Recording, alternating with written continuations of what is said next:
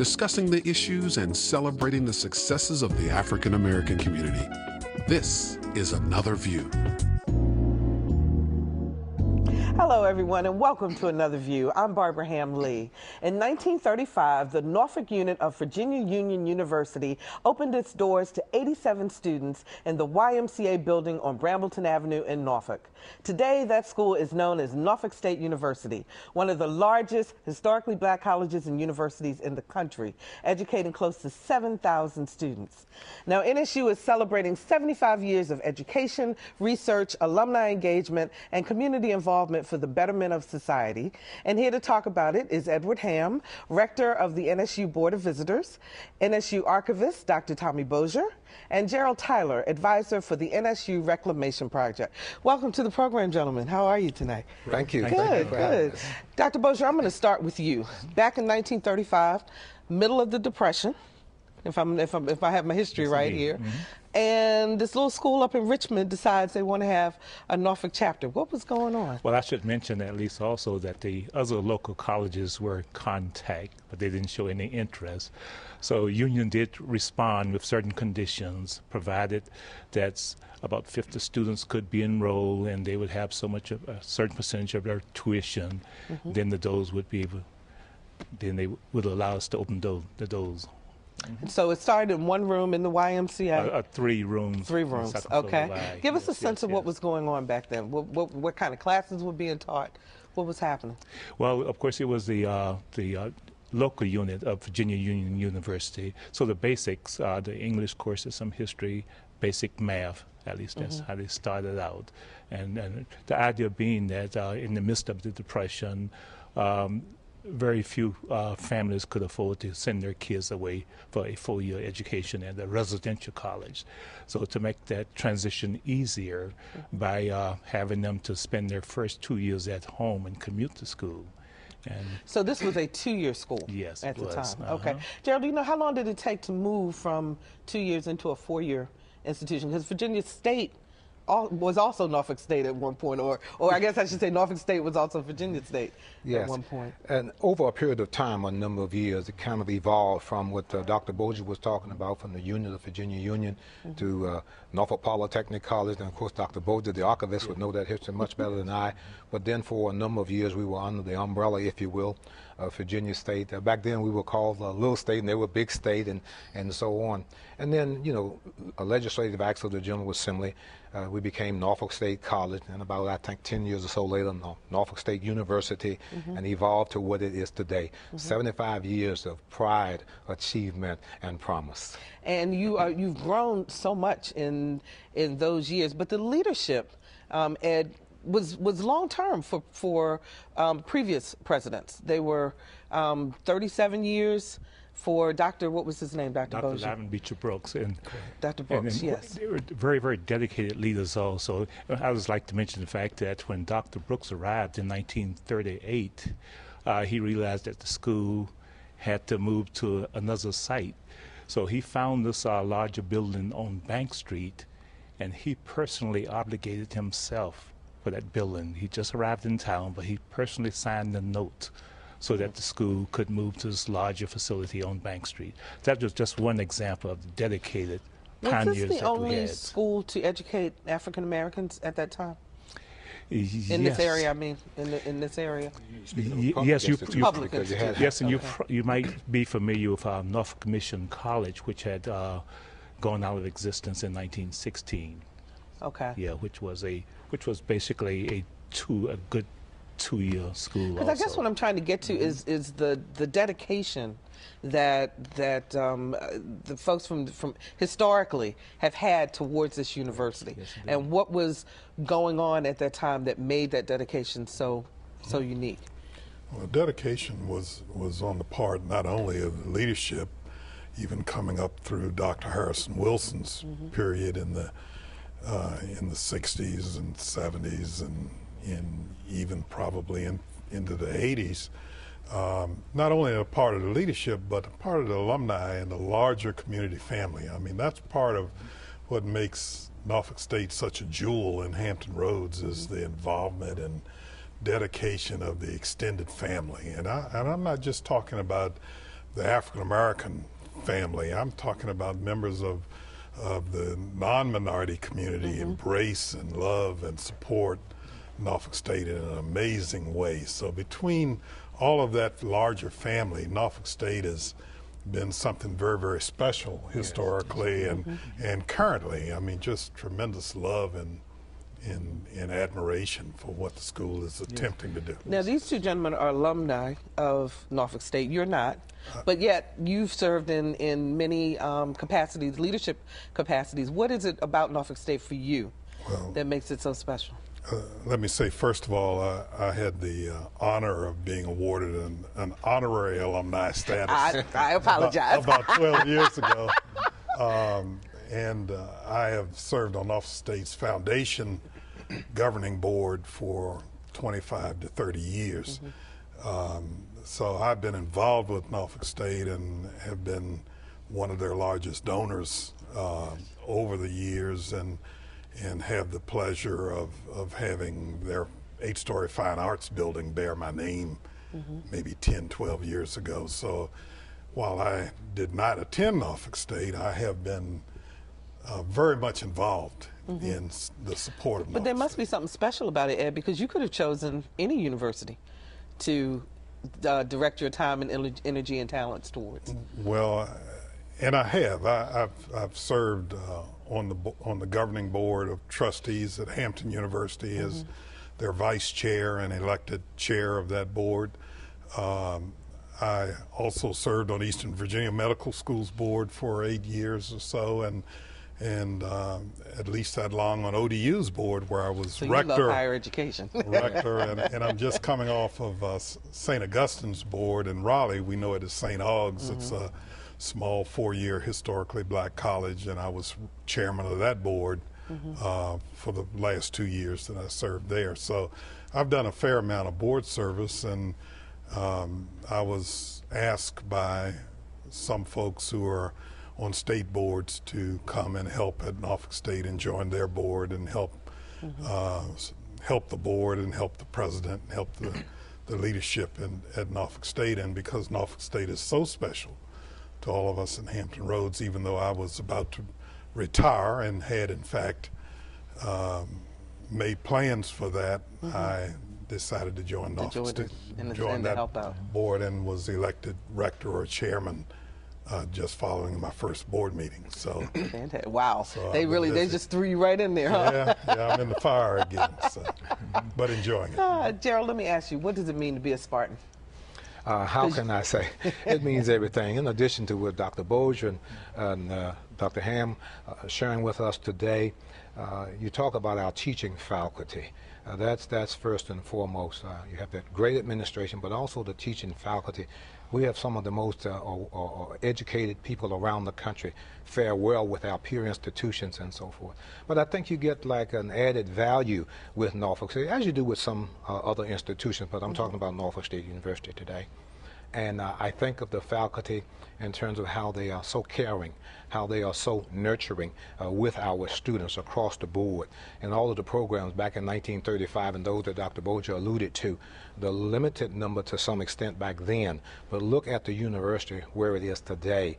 You know, about 32 or 33 different degree offerings from the associate through the doctoral level, accredited programs, not only by the Commission on Colleges, Southern Association of Colleges and Schools regionally, but also the various other accrediting agencies at Norfolk State have schools and programs that are accredited. So the students through the years, what they had then have much, much more to benefit from today. We are highly competitive with our academic programs, outstanding mission and what we are there for and what we're, purposed to do. And so when I look at all of that and knowing some of that history and being a product of the institution myself, as well as the product of a TWI, I think I can make some comparisons, and kudos to Norfolk State University. Dr. Bogger, when you were a student at Norfolk State, and now you work there, you're a faculty member there, what are the differences you notice from your student days to current? Oh. Well, as a student, I was there to get my education and move out as soon as possible. But when I came back to the university, when Dr. Brooks gave me an opportunity to come back, and I was able to, my passion is writing and doing research. But I realized that being a Spartan, because I had been blessed and given so much at Norfolk State, I had to go beyond my normal personality comfort zone and get into the community and give back to the community as much as possible, especially when it comes to something that I think I have an expertise in. So instead of saying no over the years, because I realized I would be representing Norfolk State, I've gotten myself involved in far more things than I ever imagined I would be involved in when I first started out. Yes. So, and your job is to really keep the records together and make sure that the history is preserved. Yes, I engage in a lot of his writing projects also as a consultant in the community. Yes. Gerald, the Reclamation Project. Yes. What is it? The Reclamation Project was a program that was launched under one of our previous presidents about 10 and a half, 11 years ago. And the primary purpose of that program is to reclaim any and all of our former students who once matriculated at the university, but for whatever the reason or reasons, they did not at that time complete all of the requirements for the bachelor's degree. The doors are open. We want them back. Come back and complete your degree. And the program has a number of very positive features to it that are attractive to entice the students to come back to the university. So it's designed for persons who are 24 years of age or older, former students who did not complete all their requirements, and who have been away from the university now for at least 5 years. And through sitting in the classroom, actual contact time, through distance learning, other technologies and so forth, complete your degree. You can get it done at Norfolk State. So that's basically what it's all about. And do you go out and actually recruit these former students? We do that through, I do it primarily as well as others through various means. Television talk shows such as this one, thank you very much, as well as others in radio talk shows, word of mouth, student to student, alumni to alumni, print media, however we can reach the former students within the state, across the nation, internationally, come on back and get your degree. Yes. And what's the rate of return? I mean, how many students have come back? Can you give us a sense? I think the numbers today, we have just in excess of 600 students actually in the system. Over the past year, from fall of '08 to fall of '09, the Reclamation Project enrollment actually increased about 78%, and so we're moving in the right direction. So the word is getting out. The word is getting out. Ed, you've got a big job ahead of you because you're looking for new leadership over at Norfolk State. The current president has decided to resign.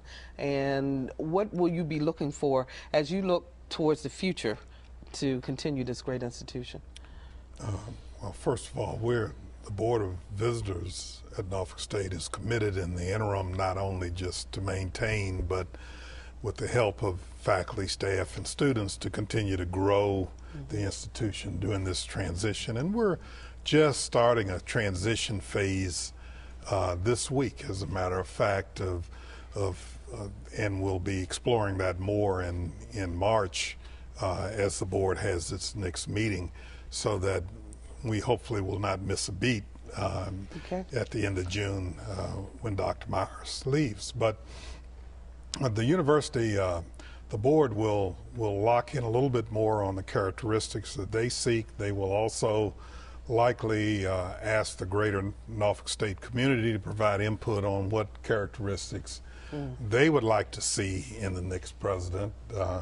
Often when there's a change in presidents, often it's an opportunity to look for characteristics that may not have been as strong in the preceding president that we might like to see in the next, and the board would like to consider that input as they make the decision. I will say that obviously the board would like a good leader, an educator, and administrator, but I've heard the board over the past 6 or 9 months talk more about the ability to raise money and generate revenue for the university. It's becoming more and more important as state revenues are cut back significantly. Well, I was going to ask you about the state revenues also and how that impacts the ability for the university. Does that mean then that staff and faculty have to go out and find more grants and other ways to supplement when the state budget, and it's across the board, it's not just Norfolk State that's being cut, but I'm sure it has a significant impact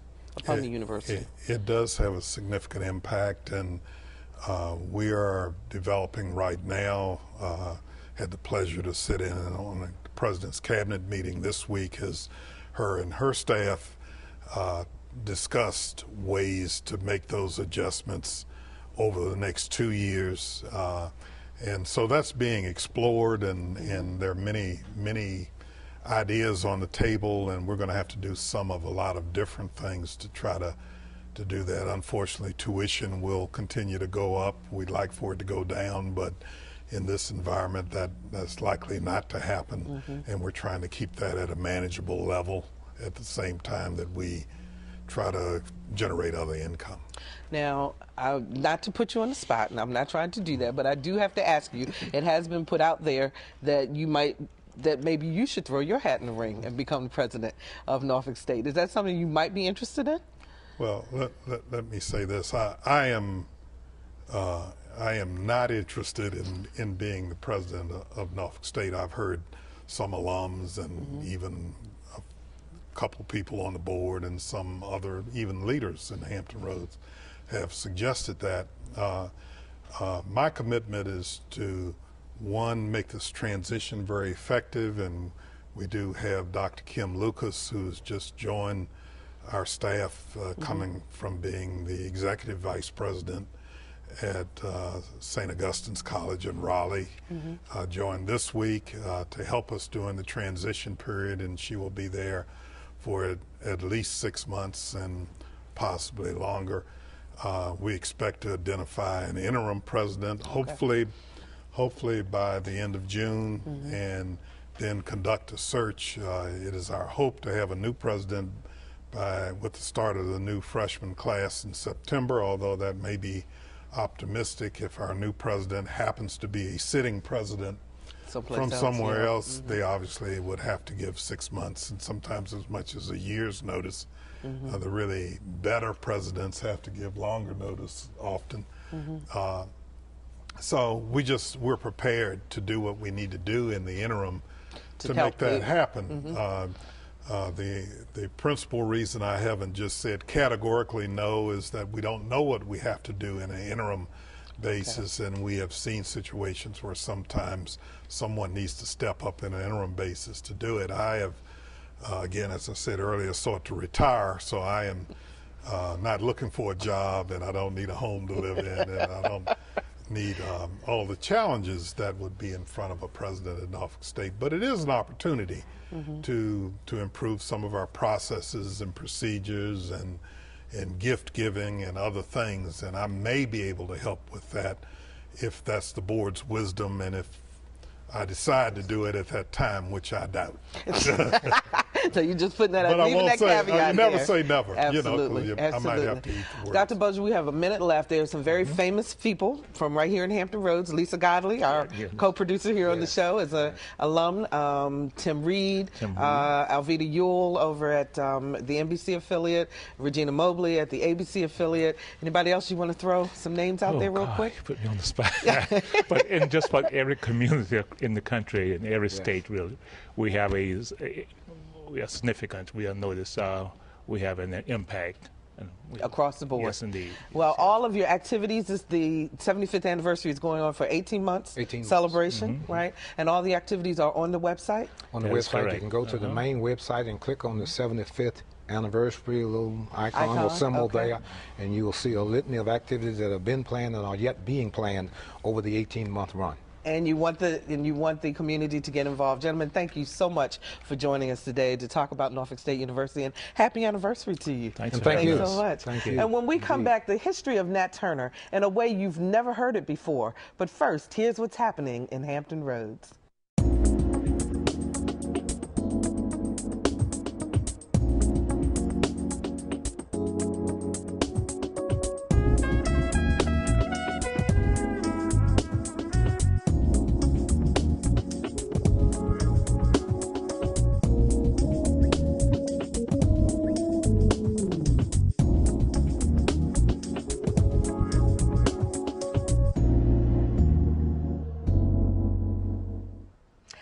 since the Hatfields and the McCoys have two families seemed more likely to dislike each other than the two people you are about to meet. Incredibly, Bruce Turner and Rick Francis are good friends, despite the fact that their roots take them back to a time when not only did one man's family own the others, but to a specific event where a slave revolt led by Turner's great-great-great-grandfather wiped out several members of the Francis family and earned Nat Turner the title of the most hunted man in America.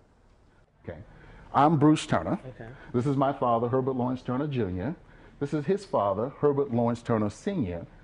This is his mother, Fannie Turner, and Fannie Turner is the granddaughter of Nat Turner. Bruce Turner says as a child growing up, his family didn't talk much openly about the Southampton slave insurrection of 1831. After all, his great-great-great-grandfather led the revolt that resulted in the deaths of close to 60 people, all white. Not to forget the 200 blacks, most probably innocent, killed as a result of the backlash. But 10 years ago, Bruce Turner was asked to speak on a forum about Nat Turner, and so was Rick Francis. Francis is the great-great-grandson of Nathaniel Francis, a man whose family was targeted by Turner during the insurrection. This is a picture of Nathaniel Francis and his wife, Lavinia. This is my great-great-grandfather. And if it had not been for the action of 3 slaves acting independent of each other, I would not be here. There's a young black child who comes to the household first, to Nathaniel and Lavinia's house, and says, Master Francis, all the whites have been killed at your sister Sally's house. Well, he doesn't quite believe him, but he says, well, I'll roll over there and check. And thankfully, he goes straight direction toward his sisters. Nathaniel leaves Lavinia at home, and Lavinia's 8 months pregnant with her first child. Red Nelson hides Lavinia into this little cubbyhole on the second floor of their little house. And the lore is that they actually put the hands in the cubbyhole looking for her, but it's so dark. But she's fainted after hearing her nephews killed, and the overseer groans in the doorway. They leave that building. She comes to. She comes down the steps, and there's where she sees Charlotte and some other slaves going through her nicer dresses. One of the slaves was named Charlotte. And Charlotte says, Lavinia, I thought you were dead. If not, you soon shall be. And she takes a knife and comes after Lavinia. And then the third slave interacts, and that is Esther, says, you will not kill my mistress, and pushes Charlotte out of the way and helps Lavinia get out of the house. In my family Bible, I've got an entry where the first child of Nathaniel and Lavinia is written in that is born 1 month and 7 days after the insurrection. So if it had not been for the action of 3 slaves, independent of each other, any one of those things not happening, I would not be here. The insurrection covered 30 miles and hit 27 sites. According to historian Bill Bryant, Turner's plan was to join his group with others the very next day in the town of Jerusalem, now Cortland, Virginia. Bryant, the author of Tomorrow Jerusalem, calls Southampton County the least likely place for slaves to rise up, but calls the insurrection the beginning of the end of slavery in the United States.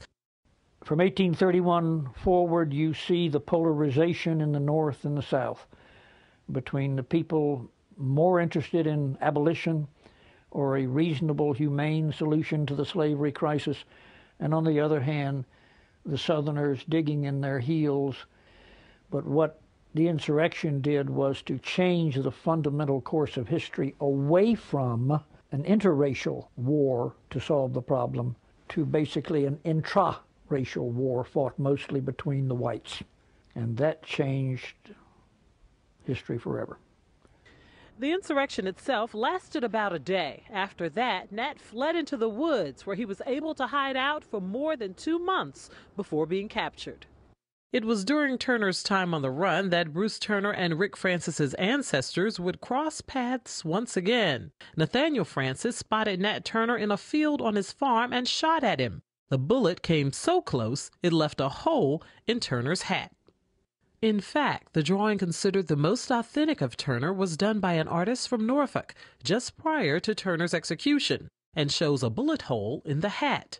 Nat Turner planned the insurrection 6 years before it actually happened. Nat, who was a preacher, interpreted an eclipse of the sun as a divine sign from God that an insurrection was the only way to free his people from slavery. But Turner became ill, so the revolt was postponed. Then a few weeks later, there was another sign.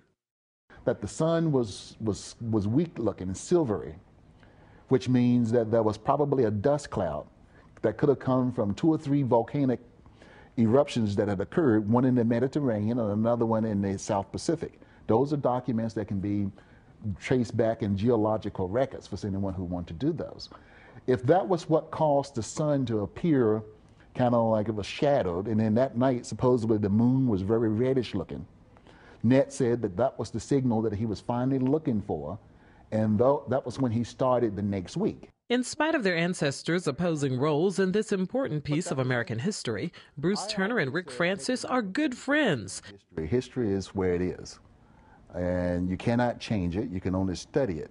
You can analyze it, but it's still going to stay history. It can only change, the only changes can be done is at the present. Both men encourage everyone to read up or to come to the courthouse in Cortland to see the original documents for yourself and to learn how the Southampton County slave insurrection of 1831 forced the country to look at itself and to change. For Another View, I'm Lisa Godley. And that's our program for this week. Be sure to visit anotherview.tv to see past episodes of our broadcast and to sign up for our e-newsletter. Next week, a tough but necessary topic, family life when a member is incarcerated. We'll see you next time for Another View.